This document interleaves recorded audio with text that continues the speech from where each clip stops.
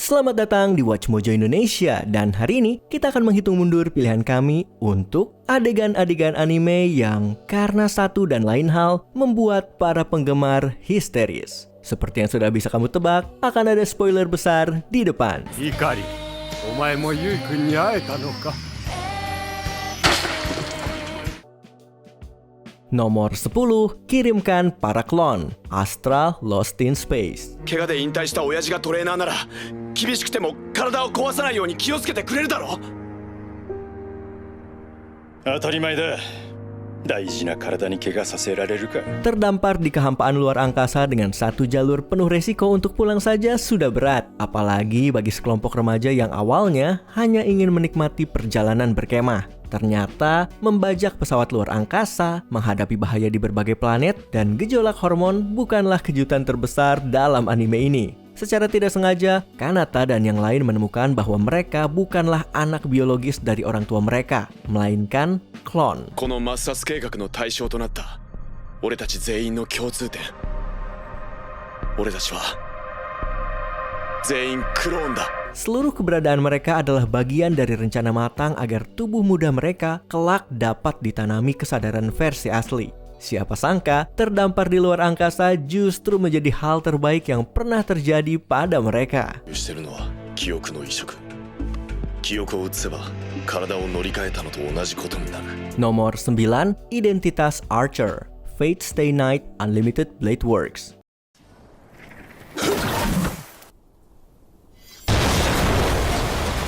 Semesta Fate memang penuh dengan berbagai jalur cerita, realitas alternatif, dan kemungkinan berbeda. Namun banyak yang sepakat bahwa Unlimited Blade Works adalah titik awal terbaik karena disinilah perang cawan suci kelima benar-benar bergerak penuh. Di antara para Master dan Servant, tidak ada yang memiliki aura sekuat Archer, petarung misterius dengan mantel merah ikoniknya. Identitas aslinya sempat menjadi teka-teki. I am the bone of my sword, unknown to death, unknown to life, unlimited blade works. Seperti Servant lain, kita mengira ia adalah tokoh mitologi atau sejarah. Ternyata bukan. Ia adalah Shiro Emiya dari masa depan alternatif, versi yang lebih sinis, berkulit lebih gelap, dan kini dipanggil sebagai pahlawan dengan niat yang jauh lebih rumit. それがこの俺、英霊エミヤの正体だ。そんな男は今のうちに死んだ方が世のためだと思わないか。 Dulu, pengungkapan ini benar-benar membuat fandom gempar. Nomor 8, saat antibodi menyerang. Eureka 7. It's coming. Eureka! What's going on? Eureka, talk! Meski memiliki momen kelam, terutama terkait eksperimen pada mereka yang memiliki DNA Corallian, Eureka 7 bukanlah anime yang langsung diasosiasikan dengan kekerasan brutal. Sampai akhirnya, Scap Coral melepaskan antibodinya dan menghancurkan seluruh kota.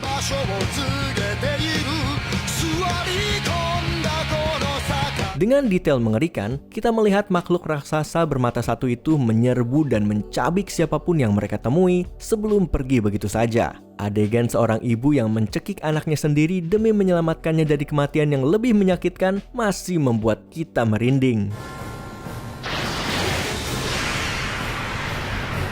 Nomor 7, Chimera. Full Metal Alchemist Brotherhood. Perjalanan kakak beradik Elric untuk mendapatkan kembali tubuh mereka memperlihatkan sisi terburuk para alkemis. Dan tidak ada yang lebih menghantam emosi selain nasib Nina Tucker. ニーナ、明日はお父さんと一緒に遊ぼうか。 Demi mempertahankan lisensinya, Sho Tucker melakukan hal yang tidak terbayangkan. Menggabungkan putrinya dengan anjing peliharaannya menjadi Chimera yang bisa berbicara. Hal yang sama pernah ia lakukan pada istrinya. 完成品だ。ジンゴを理解するキメラだ。 Pengungkapan ini hampir menghancurkan Edward, sekaligus menunjukkan bahwa meskipun homunculus itu kejam, kebrutalan manusia jauh lebih mengerikan. Anime apalagi yang tega membunuh seorang gadis kecil dan seekor anjing hanya dalam beberapa episode awal. Nomor 6, Shibuya diluluh lantakan. Jujutsu Kaisen. Sukuna adalah bukti bahwa bahkan di tengah para kutukan keji seperti Mahito, ia tetap menjadi ancaman terbesar. 味見といったところだな。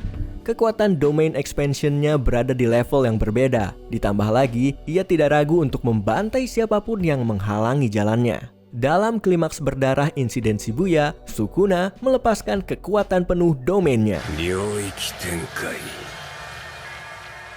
福間水氏 Malevolent Kitchen benar-benar sesuai dengan namanya. Target utamanya memang Mahoraga yang dipanggil untuk menghentikannya, tetapi Sukuna sama sekali tidak peduli jika serangannya juga menghabisi warga sipil dalam radius ledakan. 小僧せいぜい噛みしめろ Nomor 5, selamat datang kembali Orb on the Movements of the Earth. Kalau kamu belum menonton Orb, sebaiknya skip part ini. Anime ini wajib tonton. Penggemar sudah terpukul ketika karakter utama, Rafal, tewas di episode-episode awal. Saat akhirnya kita mulai menerima kenyataan itu, ia tiba-tiba muncul lagi di hadapan protagonis bab 4, Albert. こちらが以前話したお前の家庭教師をしてくださるラファウ先生だ。 Disinilah semuanya menjadi membingungkan. Banyak penggemar menduga bahwa seluruh kejadian sebelumnya mungkin hanyalah imajinasi Albert yang memproyeksikan berbagai sisi kepribadian dan pandangannya ke dalam karakter-karakter cerita. しかしこの本ってやつの題名もなんだ？地球の運動についてって。 Pilihan berani dari sang kreator yang meninggalkan pertanyaan besar. Apakah semua itu benar-benar nyata? Nomor 4, tragedi mendadak, Look Back. 中学生でこれ書いたのすごいじゃんびっくりした Kisah personal karya Tatsuki Fujimoto tentang dua remaja yang berjuang memasuki industri manga berhasil memikat penonton pada tahun 2024. Namun bagian yang paling mengguncang adalah bagaimana persahabatan Fujino dan Kiyomoto berakhir. Setelah mendapat kesempatan dari penerbit, Kiyomoto memutuskan untuk mengejar mimpinya ke Universitas Seni dan meninggalkan Fujino. ごめん、私美術の大学に行きたい。 Itu saja sudah terasa menyakitkan. Tetapi yang benar-benar menghantam adalah kejadian setelahnya.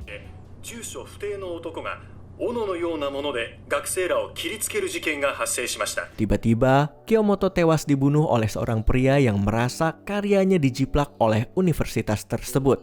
Seperti Fujino, penonton pun merasa hampa akibat kejutan ini.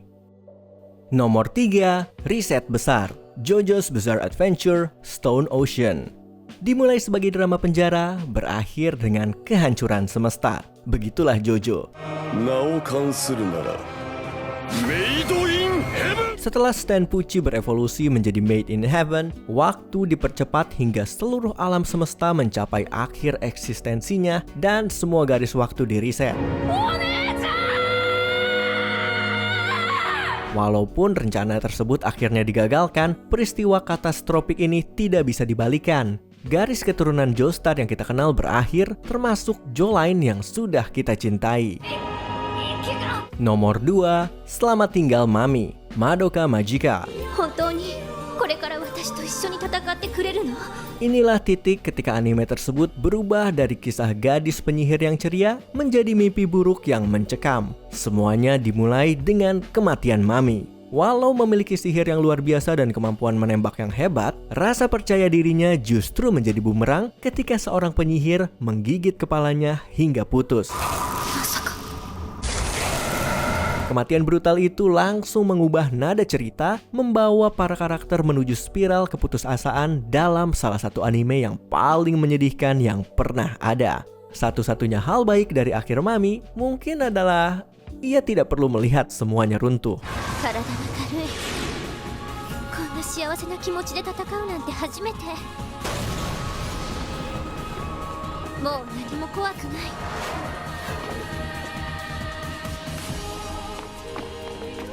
私一人ぼっちじゃないもの。 Sebelum kita lanjut, jangan lupa subscribe dan tekan tombol bel untuk mendapatkan notifikasi tentang video terbaru kami. Kamu bisa memilih untuk mendapatkan notifikasi secara berkala atau setiap kali kami mengupload video. Kalau kamu menggunakan handphone, pastikan untuk menyalakan notifikasi pada bagian pengaturan. Nomor 1, Instrumentality, The End of Evangelion. Inilah yang terjadi ketika seorang kreator didorong terlalu jauh. Karena keterbatasan anggaran dan pendekatan yang lebih filosofis, akhir asli Evangelion terasa lebih tenang daripada memuaskan. Ketika penggemar mengirim ancaman karena tidak puas, sang kreator merespons dengan The End of Evangelion, sebuah akhir film panjang di mana segalanya benar-benar kacau. Semua orang mati dengan cara yang mengerikan. Penderitaan Shinji mencapai puncaknya, dan adegan terakhir yang membekas di otak kita adalah Asuka dicekik, sementara wajah raksasa Rei tersenyum menghantui saat dunia berubah menjadi lautan darah. Kamu menuai apa yang kamu tanam. Dari semua momen ini, manakah yang paling membuat otakmu meledak? Tulis pendapatmu di kolom komentar.